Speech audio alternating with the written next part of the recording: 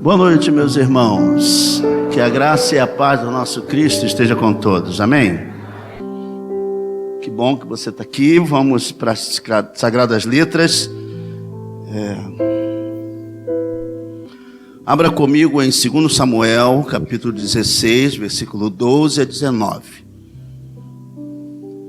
Você que está conosco, seja bem-vindo pela primeira vez. Não é a primeira vez, mas mais uma vez nos visita, também seja bem-vindo. Você já sabe o que vai acontecer dia 27 aqui, né? 27 de novembro, todos sabem?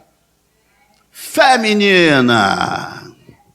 Isso, nossa programação voltando devagar ao normal. A gente pensou que não ia conseguir esse ano fazer o Feminina, mas essa programação é um evento das mulheres, e a gente vai reduzir só para o encontro com Paciência e Campo Grande. Não vamos chamar as outras demais igrejas, porque para não extrapolar aqui o limite, tá bom? 2 Samuel 16, é isso?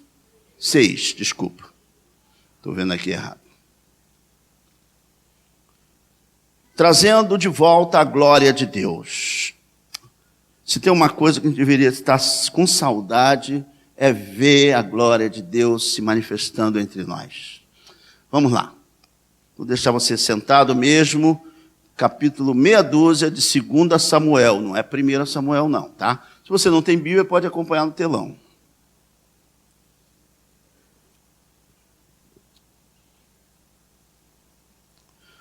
Versículo 12 a 19 diz assim o texto sagrado. Avisaram o rei dizendo: o Senhor abençoou a casa de Obed-Edom e tudo que ele tem por causa da arca de Deus. Então Davi foi e, com alegria, trouxe a arca de Deus da casa de Obed-Edom à cidade de Davi. Quando os levavam, a arca do Senhor tinha dado 6 passos. Davi sacrificava um boi e um animal gordo. Davi dançava com todas as suas forças diante do Senhor. Ele estava cingido de uma estola sacerdotal de linho. Assim Davi, com todo Israel, levou a arca do Senhor com júbilo e ao som de trombetas. Quando a arca do Senhor estava entrando na cidade de Davi, Mical, filha de Saul, olhou pela janela. E ao ver o rei Davi, que ia saltando e dançando diante do Senhor, ela o desprezou em seu coração. Levaram a arca do Senhor e a puseram no seu lugar, no meio da tenda que Davi tinha preparado para ela. Então Davi trouxe holocaustos e ofertas pacíficas diante do Senhor. Depois de trazer os holocaustos e as ofertas pacíficas, Davi abençoou o povo em nome do Senhor dos Exércitos. E repartiu a todo o povo e a toda a multidão de Israel, tanto homens como mulheres, a cada um bolo de pão, um bom pedaço de carne e passas. Então todo o povo se retirou, cada um para a sua casa. Meu Deus e meu Pai, louvamos e bendizemos o Teu nome pela leitura das Sagradas Letras e por esse texto tão maravilhoso que, nesta passagem que mostra, Senhor, algo assim que tem muito a nos ensinar. O Senhor possa estar comunicando Tuas verdades ao coração do Teu povo, ajudando-nos a sair daqui mais tementes e mais orientado pela Tua voz. Não cesse de falar nesse lugar, não cesse de mostrar a Tua vontade, não cesse de se revelar aos que precisam. Tu sabes das necessidades dos santos, tu sabes das necessidades dessa região. O Senhor sabe como curar as nossas dores, dificuldades, problemas, em todos os aspectos. O Senhor sabe mudar a nossa sorte. O Senhor tem a solução para os problemas que vêm e advêm de tantas coisas que fizemos ou deixamos de fazer. Tem misericórdia de nós. cancela a eficácia de Satanás, dai-nos liberdade no Espírito para ministrar a Tua palavra e ser arguido por ela. É o que eu te peço e te oro, com perdão dos nossos pecados, em nome de Jesus, e todos digam amém, e amém, e amém.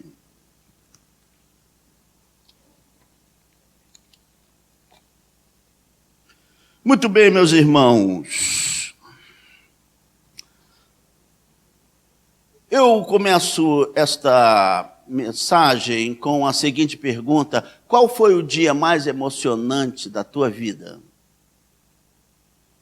Dá uma buscada aí na tua memória o dia em que você se manifestou com muita alegria pelo fato de alguma coisa ter acontecido. Certamente todos nós temos os nossos momentos de alegria, e um mais evidente. Eu estava vendo o nosso querido cooperador Rodrigo e a Aninha, pelo fato de terem conseguido aí ver a grande vitória do parto da Aninha, e agora nós temos mais um bebê para ser apresentado. Estão muito felizes, eu também dei as minhas congratulações. E certamente o dia do nascimento de filho, certamente é um dia assim muito especial.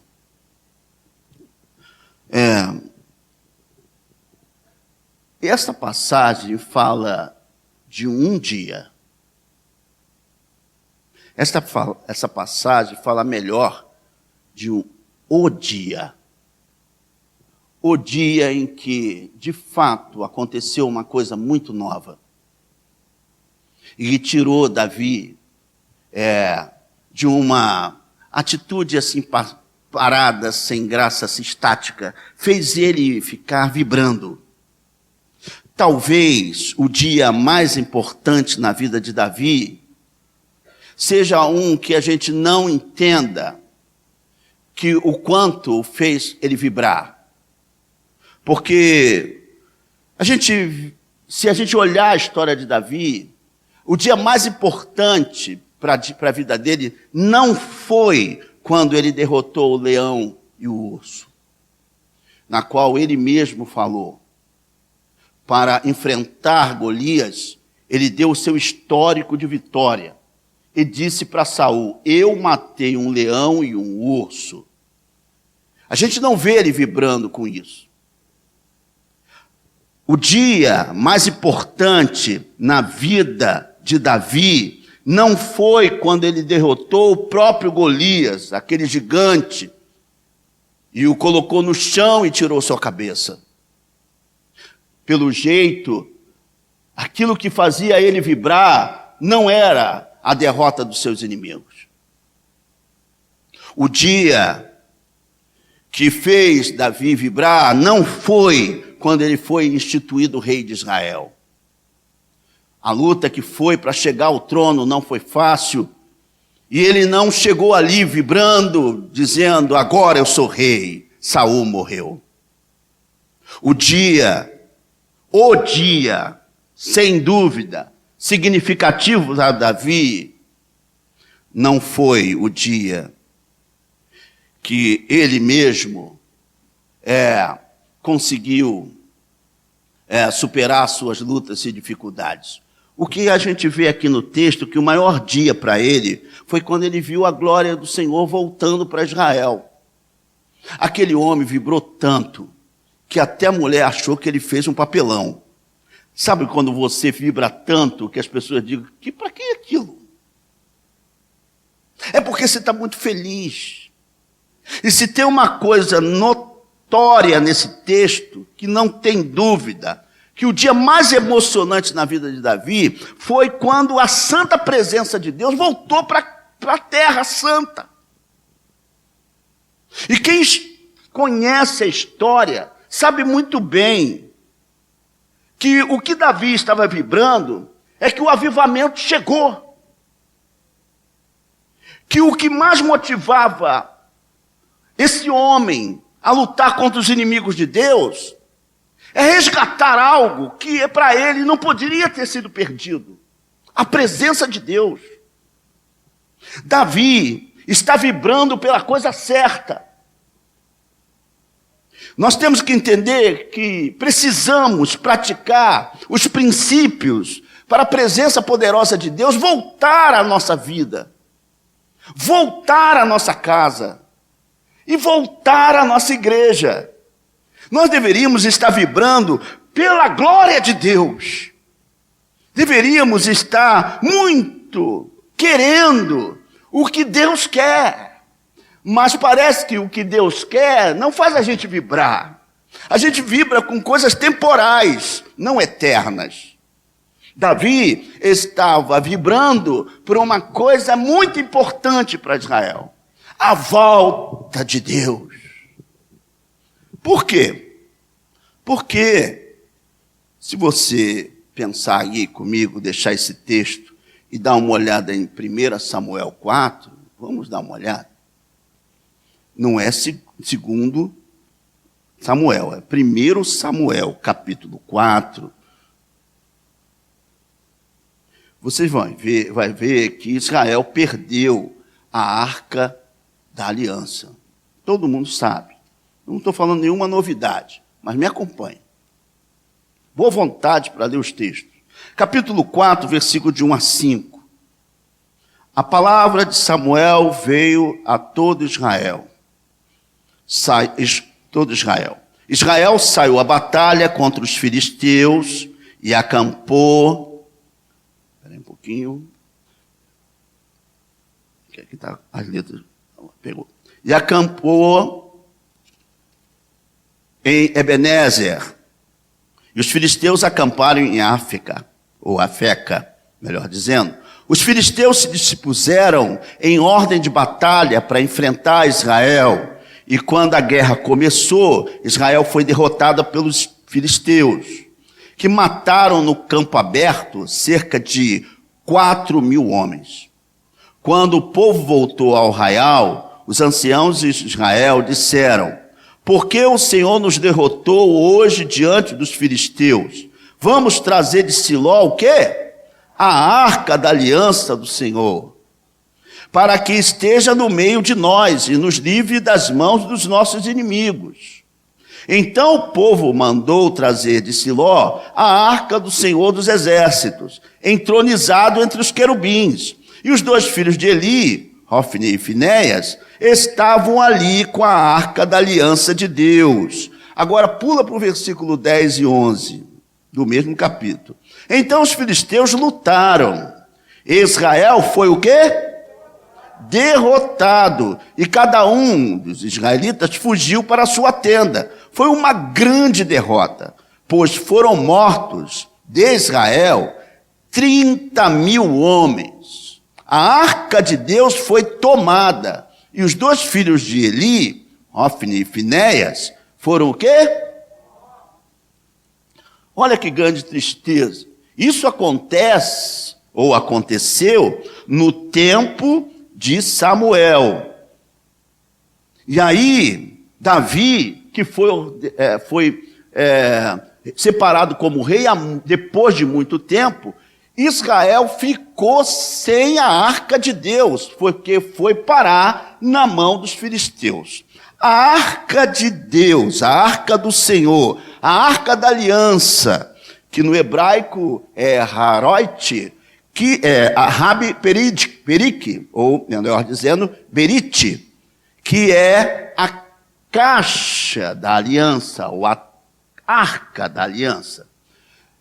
A arca era uma caixa que media 1,10 m, com 70 de altura.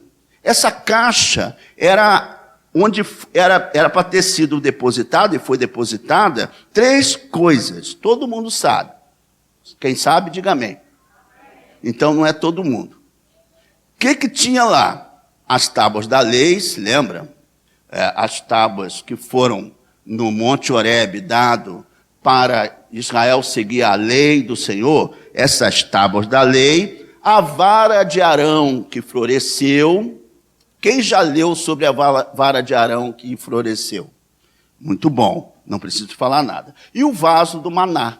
O maná que foi distribuído no deserto, que foi dado no deserto, também estava dentro dessa caixa. E o que ela falava, o que ela representava, não é uma representação. A arca de Deus não é só um objeto. A arca de Deus não é só alguém que representa alguma coisa. A arca de Deus, segundo essas três coisas dentro da arca, era a própria presença de Deus. Diga comigo, a própria. Veja bem, algo materializado numa caixa que dizia, isso é a presença de Deus. Então, perder aquela caixa é muito triste. Para Israel foi assim uma marca traumática. Essa caixa tinha uma tampa chamada a tampa do propiciatório. Quem já leu sobre isso? Só para você ver. A tampa do propiciatório era uma tampa que em cima dela tinha 2 querubins que olhavam para dentro da caixa. Esses 2 querubins guardavam a glória de Deus. É uma representação lúdica do que está acontecendo na glória. Os querubins guardam hoje a glória de Deus. Fica calmo, um dia você verá. Pastor, você acredita nisso? Esse é o problema da nossa geração. Já não acredita quase em nada. E o não acreditar faz a gente também não viver a presença de Deus. E não valorizar essa presença. Naquele fato, naquela situação, a Bíblia diz que, mesmo com todo cuidado, a arca do Senhor foi embora. Pois Israel não tinha a ordem de manipular a arca. É assim, utilizá-la da forma que queria. A arca não poderia ser usada por vontade humana, mas por autorização de Deus, porque era o próprio Deus dizendo, eu vou na frente da batalha. É lúdico o negócio. Deus mandava a arca e dizia, eu estou aqui na frente, me acompanha. Quem acha que muitas vitórias da sua vida tiveram a participação do Altíssimo? Ele existe. A gente não vê, mas vê claramente algumas coisas acontecendo que demonstram claramente que nós nunca estivemos sozinhos. E a arca era a representação disso. E aí, quando Israel assolou as cidades ímpias, porque quando Deus permitiu que Israel chegasse à terra prometida, ele fez questão de ir à frente para lidar com os cananitas. A primeira cidade que foi prejudicada, ou, na verdade, foi vencida pelos israelitas, a arca estava na frente. A cidade de Jericó, quem se lembra? Quem já leu? Se lembra não, já leu. A cidade de Jericó, a arca, os sacerdotes levavam a arca na argola até a frente da batalha. E a trombeta tocava. Era para dizer, nós não estamos sozinhos. E era uma representação muito real, porque a própria presença estava ali de Deus. E eles ficavam seguros na batalha. Quem sabe que Deus está na peleja, sabe que vai voltar vivo.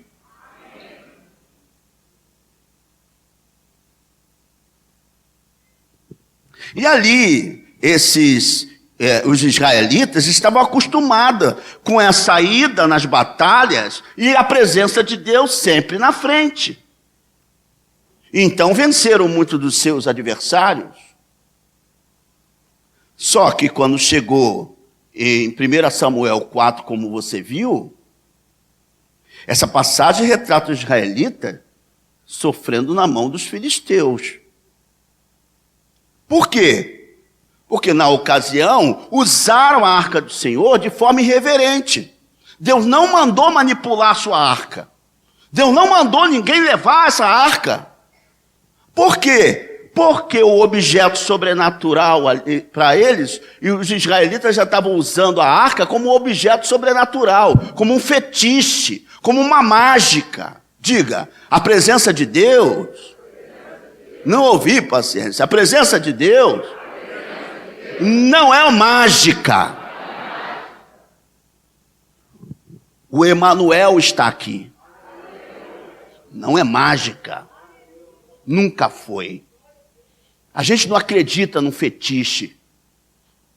A gente não acredita em objetos. A gente acredita na presença real daquele que ressuscitou ao terceiro dia.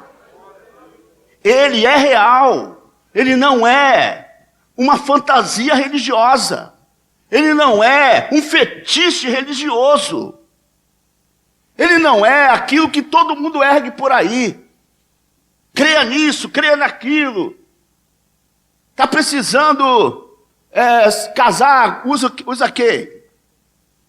Qual o fetiche que a gente usa que quem quer casar? Fala, eu sei que você sabe. São Longuinho, é isso? Santo Antônio. Quem já usou ainda não casou.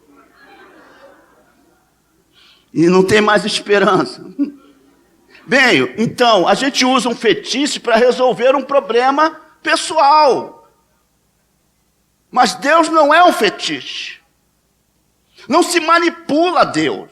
Não pega ele como objeto, faz o que eu quero. Deus não faz assim. Diga comigo, Deus é uma pessoa. A pessoa de Deus. Você e eu somos uma pessoa que tem vontade, que tem volição, que tem desejos, que tem raciocínio, que diz sim, que diz não. Isso é ser uma pessoa, ter uma personalidade, ter caráter. Isso é ser uma pessoa. Deus é uma pessoa. Não confunda Deus como objeto e não confunda Deus como um homem. Deus não é homem, não é um apóstolo, não é um bispo. Deus é Deus. Deus é outra pessoa. A pessoa de Deus, da sua trindade, Pai, Filho e Espírito Santo. Uma trindade trina e única. Nós temos que entender que estamos diante de uma presença constante. Ele está no meio de nós. Não é um fetiche, não é uma brincadeira evangélica. É a real, para quem crê. E aqui, Davi cria muito nisso. Mas aconteceu que quando Israel levou a Arca da Aliança para lidar com a batalha contra os filisteus, dentro dessa batalha tinha 2 sacerdotes, ou melhor dizendo, filhos de sacerdotes imorais, insolentes e profanos. Deus não vai alugar ou acompanha pessoas que se não primeiro se santifiquem.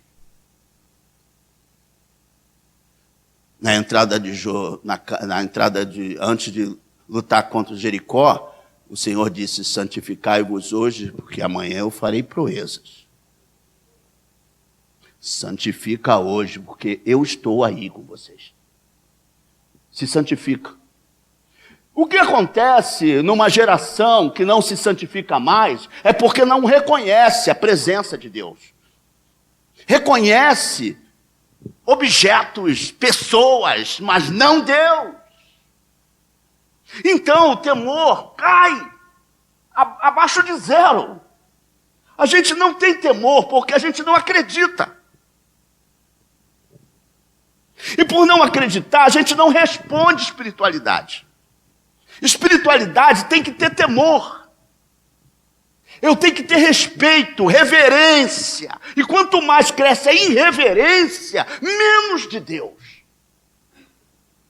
E se a gente pensar na irreverência do mundo, que eles pegam, faz chacota, é problema deles. Eles são irreverentes.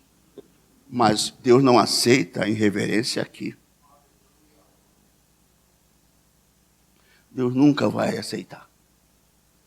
Porque para o seu povo tem uma ética cristã, tem um comportamento que é santo para ele.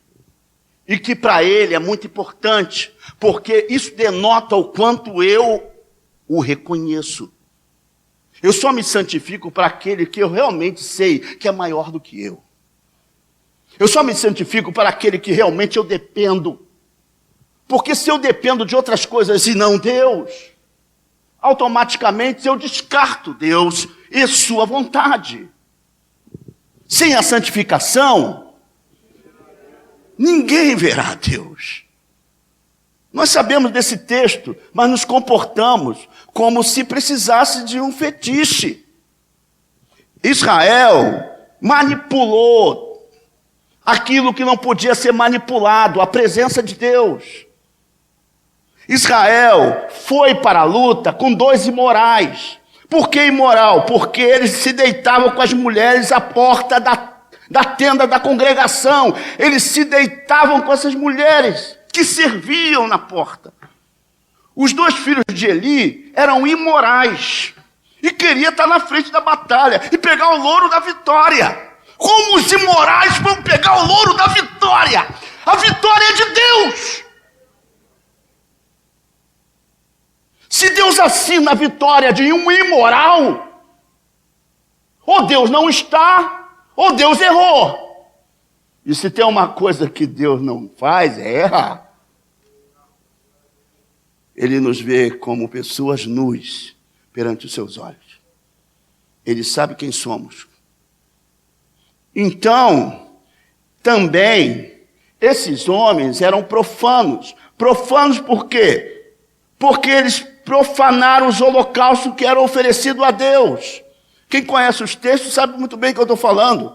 Eles pegavam um garfo de 3 pontas e antes que a carne fosse assada, eles tiravam para si. Eles profanaram o holocausto. Se o holocausto naquele tempo pegar um animal e sacrificar pelo nosso pecado, faz de conta, eu tinha um pecado, sei lá, comi demais. Quem comeu também demais, diga amém. Só para me ajudar. Comi demais. Quem vai no churrasco e não se aguenta, come. Só Jesus para te tirar dali.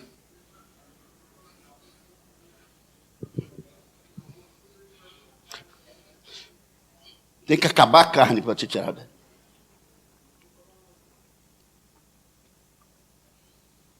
Então, aí eu sou glutão. O glutão, o comilão, tinha um certo...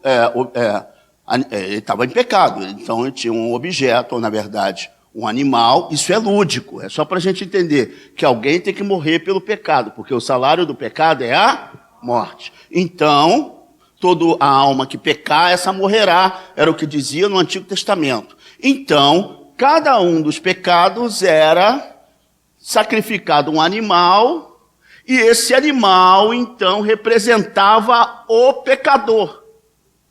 É lúdico, é para dizer que vai chegar depois um que vai morrer por todos. Diga, Cristo Jesus.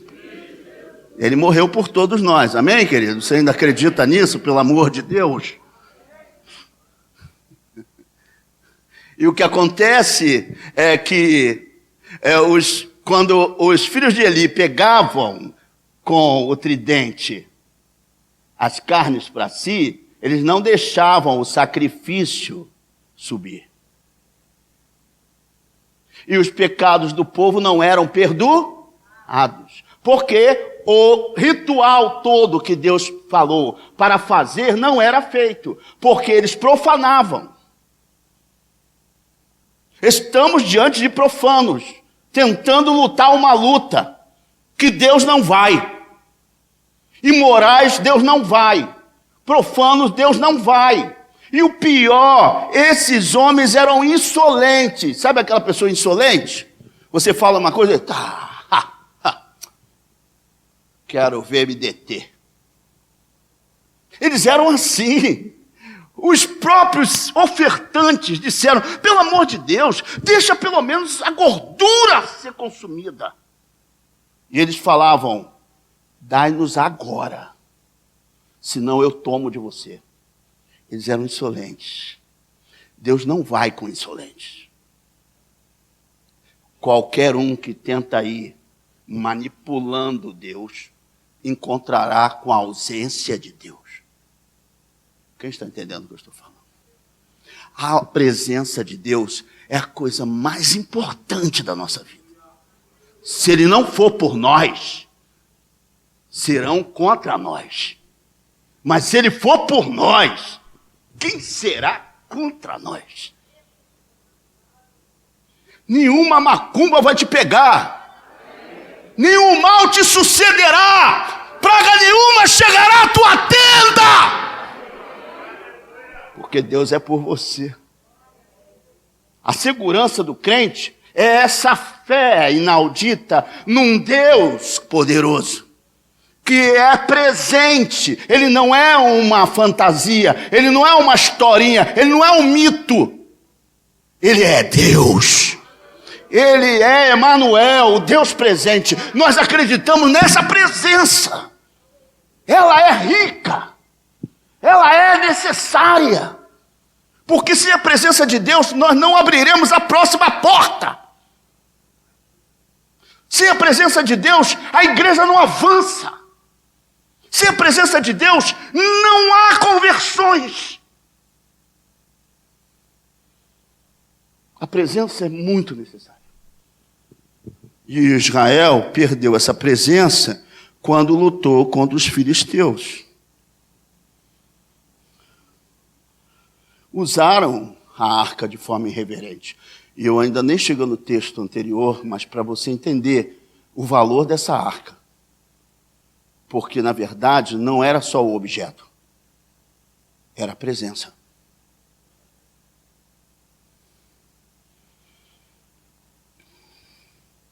O que às vezes falta é temor, meus irmãos.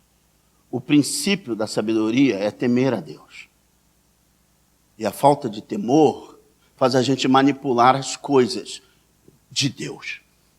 A gente manipula o púlpito, manipula os ministérios, só para o nosso bel prazer.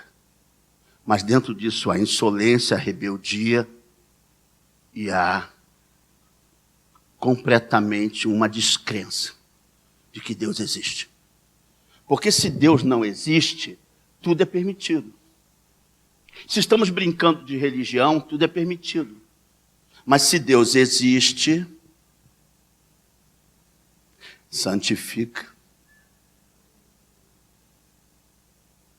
obedece, tem de fé, porque Ele é real. Ele nunca foi uma fantasia. E Israel não tinha essa percepção quando mandou na verdade, foram requerer a arca do Senhor. Você sabe que eles foram, morreram 3.000 pessoas. Aí eles falaram, vamos buscar a arca do Senhor que vai dar certo. Morreu 30.000. Não se manipula a presença de Deus. Nunca faça isso. Não utilize Deus. Deus é que usa a gente. Nós não usamos Ele. Nós não usamos Ele para nosso orgulho. Nós não usamos Ele para nossos objetivos na vida, nossos projetos. Tem coisas que você pede a Deus e Deus não dá, porque Ele não se deixa manipular. Ele conhece, pedis mal, para esbanjar nos vossos próprios prazeres. Deus já sabe até por que a gente pede. Então não se manipula Deus. Deus não entra na nossa cartada. Deus não anda no nosso jogo. Eu é que tenho que entrar no jogo dele. Eu é que tenho que dizer, tu és, Senhor. Eis aqui teu servo. Eis aqui tua serva. O que queres, Senhor? José, assume Maria como sua esposa. Essa é a tua vontade? Farei. Mas, Senhor, eu não entendi muito bem esse mistério dela ficar grávida assim, sem ninguém. Mas Deus falou, Ele confiou. Veja bem, se Deus sabe o que está fazendo, a gente obedece. Ananias, vai à cidade de Damasco, entra ali, e tem um homem chamado Saulo que está orando. Impõe as mãos sobre ele. Senhor, o senhor sabe quem é esse homem? Ele prendia as pessoas, ele fazia isso e aquilo. Vai, porque para mim, ele é um vaso escolhido. Quando Deus está na história, Deus santifica, Deus resolve, Deus faz. Bendito seja Deus que está na frente das nossas guerras. Bendito seja Deus que está na frente da nossa casa. Porque se Ele parar de estar, até da igreja, a igreja desaparece da terra. A presença dEle é extremamente importante. É a coisa mais importante do crente. Sua presença. E eu tenho que lutar para que essa presença não saia. Não entristecer o Espírito, não resistir o Espírito, não ignorar o Espírito. Porque cada vez que eu faço esse movimento, eu estou dizendo para Deus, por favor, não aparece não. Sabe aquele que você não faz nem o convite para ir para a tua festa?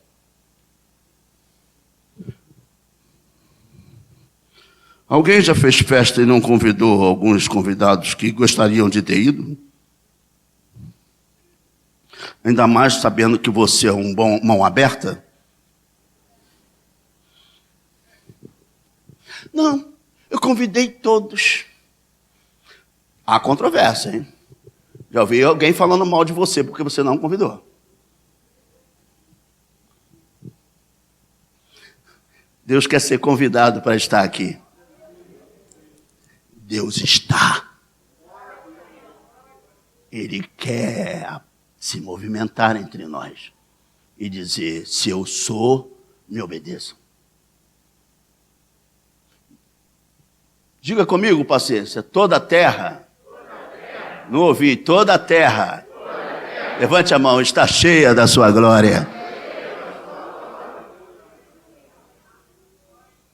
Se eu subo aos céus, lá está. Se eu desço ao abismo, da onde me esconderei da tua face. É uma percepção da onipotência de Deus e a sua onipresença. Deus é. Deus é. Você e eu podemos não ser, mas Deus é. Ele é o ontem, Ele é o hoje, Ele já é amanhã. O amanhã pertence a Ele, segundo as Escrituras. Então, quem está mal nessa história toda somos nós.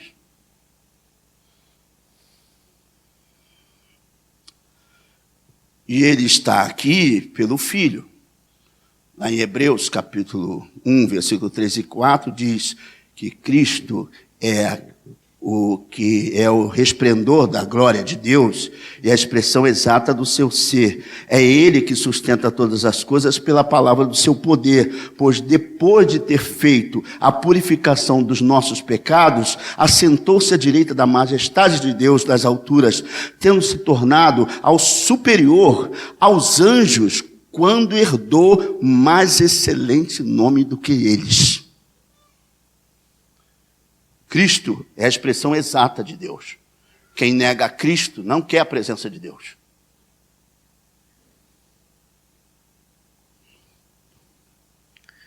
Então a derrota vem, irmãos, quando se confia mais nas coisas criadas do que no Criador.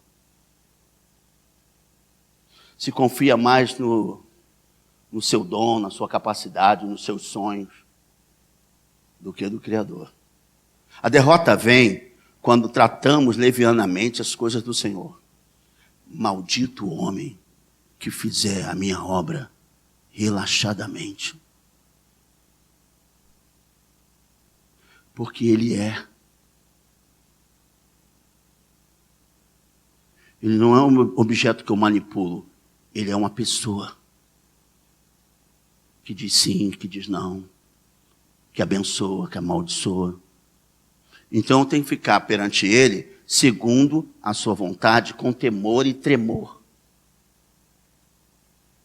A derrota vem, meus irmãos, quando homens colocam-se no comando e Deus é esquecido. Deus nunca pode ser esquecido. Para lembrar de Deus, eu tenho que me santificar, temer seu nome e ser reverente. Hein? Jesus foi na casa de Simão. Simão não deu nada para ele, mandou ele sentar num canto. A mulher pecadora entrou na festa. E desde que entrou na festa, chorou aos pés de Cristo e molhou seus pés com lágrimas e enxugou com seu cabelo. Quem conhece o texto? Simão, o fariseu, falou, se ele soubesse quem é que está tocando ele, isso é uma meretriz pecadora, miserável. Isso aí eu estendi, tá?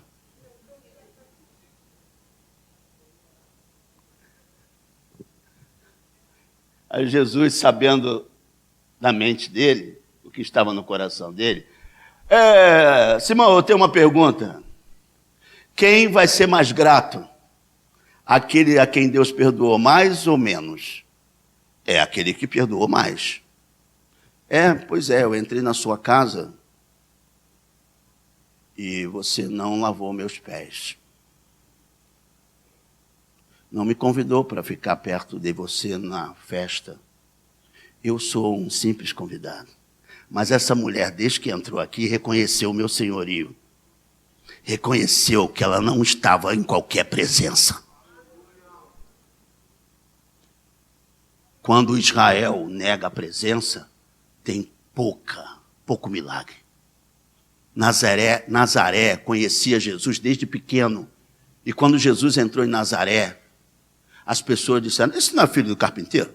Ele está dizendo que é Deus agora. Quando a gente acha uma coisa sobre Deus que não é verdade, a gente acaba lidando com ele como se ele fosse uma coisa, um objeto, ou uma pessoa qualquer. Ele não é. Ele é real. Ele é a pessoa mais importante desse culto. O mais importante não é o pastor Evandro que está chegando, o mais importante é o Espírito de Deus que está aqui. Porque se ele não tiver mais, não há reconhecimento, não há conhecimento da Bíblia, não há interpretação. Se ele não está aqui, você não entende nada do que eu estou falando. Mas porque ele está aqui, você consegue entender o que Deus está falando. Não manipula o seu Deus. Você e eu não temos essa autorização. Ele não é um fetiche. Ele não é um objeto que você pega quando quer e usa como quer. Ele é Senhor. Senhor dos vivos e dos mortos. Toda a autoridade lhe foi dada no céu e na terra. Você só entra no céu com a autorização dele. Então, se eu dependo tanto do invisível, eu não posso ignorá-lo.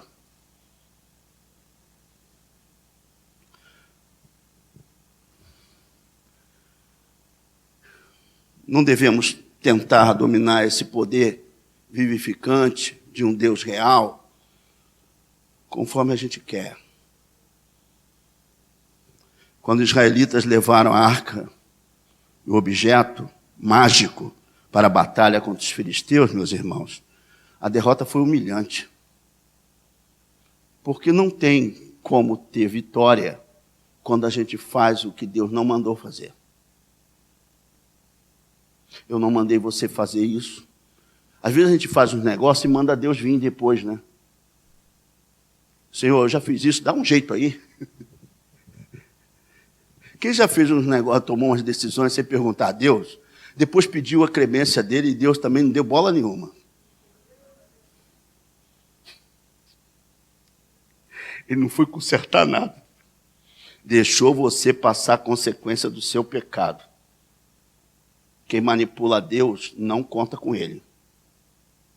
Só usa quando lhe é bom. Eu quero marido. Eu quero isso, eu quero aquilo. É isso que você quer? Então é isso que você tem. Mas não conta com ele. Com insucesso do que você pediu. Eu me lembro já há algum tempo, eu e minhas histórias, né? Uma jovem chegou perto de mim, muito animadinha, muito negócio e tal. Aí arranjou um namorado. O rapaz era bonito, hein? O rapaz era bonito. Eu não acho homem bonito, não. Eu tenho um problema com o negócio de homem. Não acho um homem bonito, não. Mas o rapaz era muito bacana, bem apinhado. Entendeu? Aí ele falou, pastor, aqui é fulano e tal, nós vamos casar. Que bom, legal. Como eu não conhecia muito, tá bom, você escolheu, não, já estamos... Casou rápido, irmão, foi rápido o negócio. Casou. Aí, passado um tempo, ela sumiu da igreja, o rapaz também, que eles iam morar lá embaixo e tal, não sei. Ficou assim por isso aí. Daqui a pouco um membro da igreja veio falar, pastor, fulano de tal está muito chateada com o senhor. O que houve? Ela foi humilhada, o cara era pior espécie. Ela casou e o senhor não é homem de Deus. Eu? O que eu fiz? O senhor não revelou a ela que ela estava casando mal. Por favor, não me mete nisso não, pelo amor de Deus. Escolhe você. Escolhe você, pelo amor de Deus. Não me mete nisso não. Você escolheu? Escolheu? É contigo mesmo. É contigo mesmo. Não me bota nessas coisas não, meus irmãos. Eu não tenho espírito de revelação, ainda não. Eu estou pedindo a Deus, dá-me uma revelação. Se eu já não tenho espírito de revelação, o pessoal foge de mim? Se eu começar a revelar a vida dos outros aqui, meu irmão, vai ser um horror, né? Vai ser assim... Olha, eu já passei... eu estou querendo falar com uma pessoa, a pessoa sabe que eu quero falar com ela. Sabe o que ela faz? Passa lá no outro canto, arrastando na parede. Eu passando aqui, a pessoa lá no canto.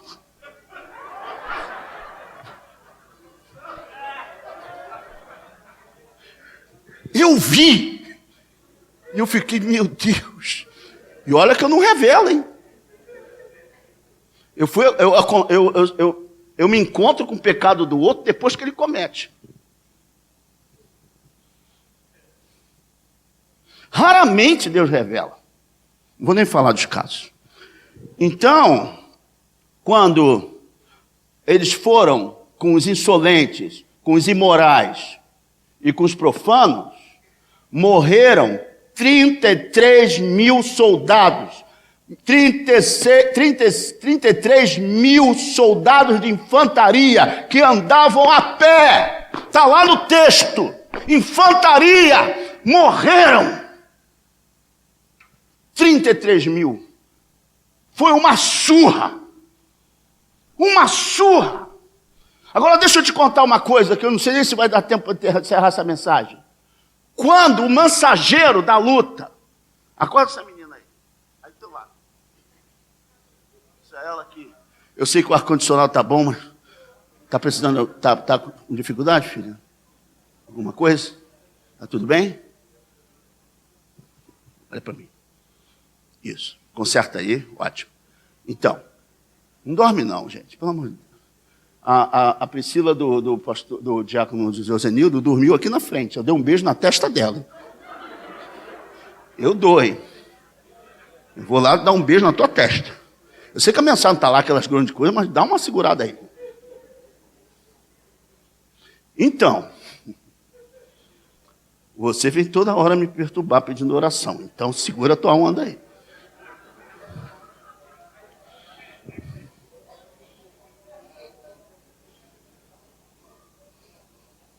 O pior foi assim, foi assim, a derrota de 33 mil, o mensageiro da batalha veio correndo falar para um homem de 94 anos que estava sentado no seu terraço, olhando, preocupado com a batalha. 94 anos. Eli, um sacerdote, não foi o último, foi o penúltimo juiz. Julgou Israel por 30 anos. Ele sentado esperando a notícia da batalha. O mensageiro chegou e ele não conseguia mais enxergar. Tinha uma gravidade nas suas vistas. Segundo a palavra de Deus, ele escutou o mensageiro. Meu filho, como foi a batalha? Foi uma derrota. Israel foi humilhado. Diga comigo, Israel foi humilhado. Ele fez assim. Que mais, meu filho? Teus filhos, Hofni e Finéias, tombaram na luta. Ele fez assim. E o que mais, meu filho? A arca foi tomada. Levaram a arca. Ele deu com essa notícia. Tombou e morreu. Porque a única coisa que ele não podia perder foi perdido. Mulher de Finéias vê o burburinho. Chegou o mensageiro. Mensageiro das notícias. Vem cá, como é que foi? Israel sofreu dano. Seu marido morreu. Ela tranquilamente, ela estava grávida. Quase no parto. Quantos morreram? 33 mil. Teu marido, meu marido, morreu. Neném tranquilo. O que se foi feito da arca do Senhor? Levaram. Ela deu a cólica de parto. E a criança nasceu ali mesmo. E ela gritou, e acabou será o seu nome. Foi-se a glória do Senhor.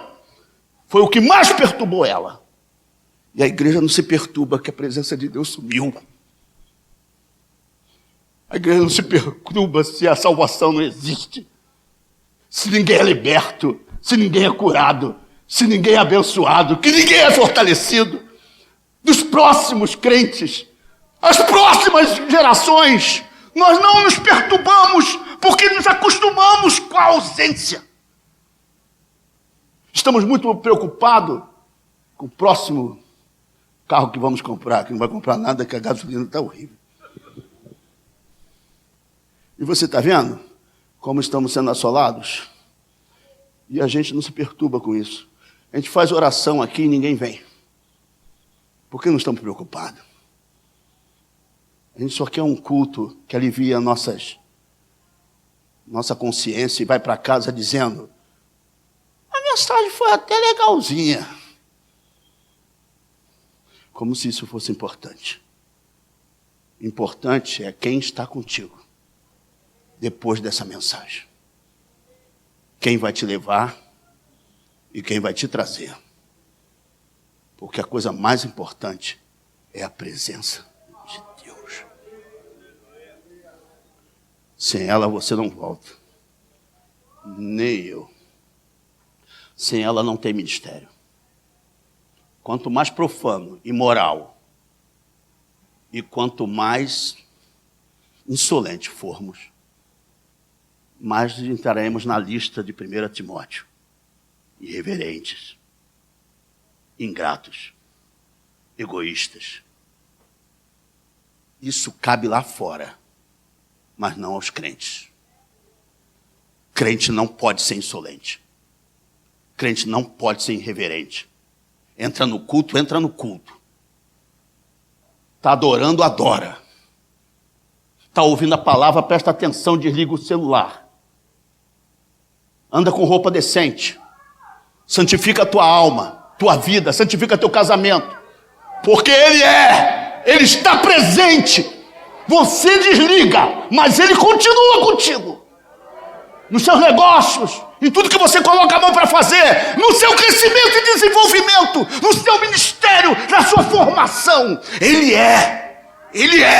não é objeto, ele é uma pessoa.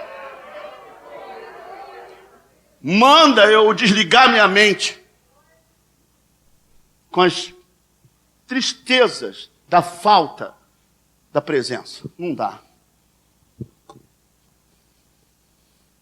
Porque até quando eu tentar me acostumar que não existe presença, isso já me incomoda. E nós já não estamos muito aí, se há ou se não há. Nossas crianças já deveriam sentir a presença do Senhor. Elas já deveriam estar vindo de lá de dentro. Mãe, Deus tocou meu coração, mãe. Deus tocou meu coração. Nossos adolescentes deviam estar já sentindo a presença do céu. Os jovens deveriam já estar planejando a vida com o céu. Os adultos já deveriam estar sentindo gozo, alegria, o prazer. E os anciões já deveriam ter visões. O derramamento do Espírito depende como eu vejo Deus. Porque se ele for um objeto que eu manipulo, eu só venho aqui para buscar a minha vitória. Mas não para me submeter a quem criou todas as coisas. E Davi, gente, porque eu puxei Davi? Porque Davi encontrou a arca do Senhor, aleluia! Onde estava? Em Abinadab. Ele foi lá na casa de Abinadab, ficou 20 anos a arca lá. Porque nos filisteus, cada lugar que a arca passava, morria gente. Cada lugar que a arca passava, morria gente. Quando foram colocar a arca do Senhor frente a Dagon, quem já leu? Dagon, a Vênus de Asdote. Dagon, a cara de mulher e cauda de peixe. Quando botaram de frente a Dagon, dizendo: Dagon venceu a arca de Deus. Naquele dia, naquela noite, a cabeça de Dagon já estava no chão. Ele estava prostrado perante a arca do Senhor. Colocaram ele de pé, depois no outro dia, já não tinha braço. Alemantai! Cada filisteu que abria a caixa para ver o que tinha dentro, morreram 50.000 filisteus. 50.000! Só porque olhou o que tinha dentro. 3 pragas chegaram. 3 pragas chegaram. Tumor no sexo. Porque Dagon era o Deus da fecundidade. Deus feriu a fecundidade.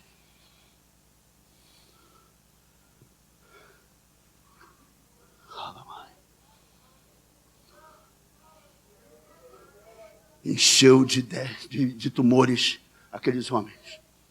Enquanto eles não tiraram a arca da terra dos filisteus. Tumores. Deus mandou 10 para o Egito e 3 para os filisteus. Tumor, diga, tumor. Rato. Encheu uma pestilência de rato. E diga, morte. 50.000 tombaram. Ele é melhor do que qualquer exército. Ele mata mais do que a infantaria. Ele é a vida e a morte. Ele é Senhor de tudo e de todos. Quem crê nele, ainda que esteja morto, viverá. Porque ele é o único que ressuscita mortos. Ele é o único que ressuscita mortos. Ele faz voltar o que morreu. Eu não conheço outro para eu ficar animado. Davi ficou animadíssimo. Pegou a arca de Jonadab e trouxe, só que passou pelo outeiro. Ele errou tudo. Era para ter colocado a arca sabe, no muque, nos varais, como foi dito, segundo Êxodo 25, se eu não me engano. Era para ter colocado os varais. Não, ele botou em carro novo. Onde ele aprendeu com isso? Com os filisteus. Estou resumindo a história. Os filisteus botaram a arca em carro novo de tanto apanhar. E entregaram para Jonadab. Ficou 20 anos. Quando ele fez isso, passou pelo outeiro, a carroça. Outeiro é o lugar em que fazia o trabalho do trigo. Então aquelas palhas ficavam espalhadas e ninguém via o buraco que tinha dentro por baixo da palha. E quando a carroça passou, a carroça tropeçou. E a arca do Senhor foi caindo. E um tal de Uzá, sacerdote. Sacerdote. Quem estava à frente era um sacerdote. Uzá botou a mão na arca. E lá em Êxodo diz, não tocarás a arca do Senhor, porque morrerás. Na mesma hora, Uzá morreu. Aguenta só um pouquinho. Uzá morreu. Isso feriu o coração de Davi. Como eu vou trazer uma arca e a presença de Deus sem morte? Meus irmãos, alguém tem que morrer perante a santidade de Deus. Calma, ele morreu para que nós nos tornássemos benditos. Quando chegou, e triste, muito triste com a situação, ele teve que colocar a arca na casa de Obed-Edom. Quem leu? Ficou ali 3 anos, e ele pensando, como é que eu vou trazer a arca para Jerusalém recém-conquistada? Como é que eu vou trazer a arca? Até que ele leu as Escrituras e entendeu como ela deveria ser trazida. E quando ele trouxe nos varais, e chegou perto de Jerusalém, diga, perto de Jerusalém, a arca conseguiu chegar perto de Jerusalém, ele fazia holocausto, fazia tudo que a lei pedia. Tudo que a lei pedia. E então, quando ele fez todo esse gesto, toda essa preocupação, a arca prosseguia para Jerusalém. A arca era permitido chegar em Jerusalém. Sabe, meus irmãos, o problema não foi chegar. Olha, foi uma festa enorme para Davi. Pensa em Davi como sentindo o peso da morte de um companheiro. Pensa Davi sentindo todo o drama no meio do caminho. Ele consegue, depois de 3 anos, que a casa de Obed-Edom foi abençoado 3 anos. Não foi só abençoado 3 anos, não. Mesmo saindo a arca da casa de Obed-Edom, ele ainda foi porteiro da casa do Senhor. E toda a sua família era também abençoada pela posição dele agora. Quando Deus chega, ele nos abençoa e não nos amaldiçoa. Ele deixa sobre si uma bênção. E ele tratou tão bem a arca, do jeito que Deus queria, que ele abençoou a casa de Obed-Edom. Mas, quando ele chegou em Jerusalém, pensa esse homem vibrando por ter conseguido resolver um problema muito sério. Não dá para conter a alegria, né? Chegou a arca do Senhor! E a estola sacerdotal levantava um pouquinho. Chegou a arca do Senhor! Lírios, Davi era levita. Ele era levita. Ele adorou perante o Senhor com cânticos, louvor e honra. Ele trouxe toda a banda de Israel para adorar. As mulheres louvavam e cantavam com tamborins. Era o dia mais esperado para Davi. Deus, afinal, vai voltar para Israel. Finalmente. Eu estou tão feliz. Ele não soltou quando era rei, quando matou um gigante, quando matou um urso, um leão. Você venceu o que na vida, meus irmãos? Você já venceu o que na vida? Você venceu o que na vida? Qual é a sua maior vitória? O trabalho que você tem? O cargo? A posição que você tem? O ministério que você tem? A maior coisa é que você não poderia ter perdido: a presença de Deus. Só isso é o que vai nos levar para casa hoje e vai nos guardar de todo o mal. Buscai o reino dele e a sua justiça, as demais coisas vos serão acrescentadas. Você não pede bênção, ela te alcança. Só. Chegou em Jerusalém a Arca da Aliança. A mulher de Davi olhou lá de cima, achou tudo uma palhaçada. Ficou com o coração fechado, porque ela já estava meio amargurada com Davi. Primeira esposa de Davi. Olhou lá de cima, achou: tu és um sem vergonha mesmo. Fica aparecendo para essas hebreias. Ele: eu me alegrei na presença do Senhor. Nunca deixe que alguém humilhe você por se alegrar na presença do Senhor. Porque tem muita gente que desdém disso. Mas é a melhor coisa que a gente tem. É o nosso maior tesouro: a presença de Deus. Fora isso, tudo é vaidade e correr atrás do vento. Feche seus olhos.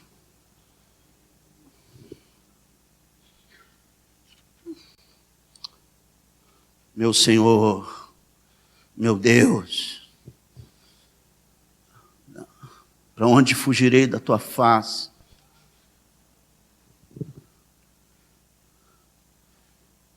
Quem somos nós, meu Senhor?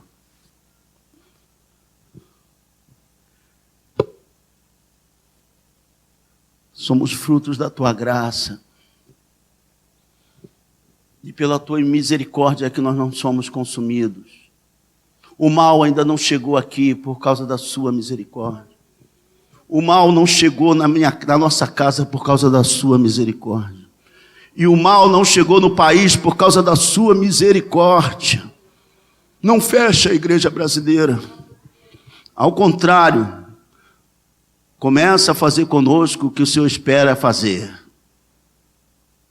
Derrama sobre nós o teu Espírito novamente, para que voltemos a sentir prazer no Senhor e temer o teu nome e te respeitar como deveríamos respeitar.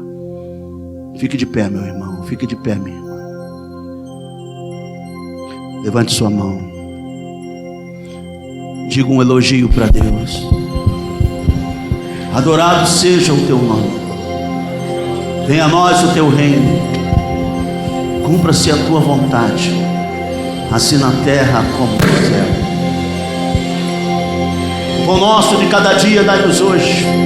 Perdoa as nossas dívidas, assim como nós nos perdoamos os nossos devedores.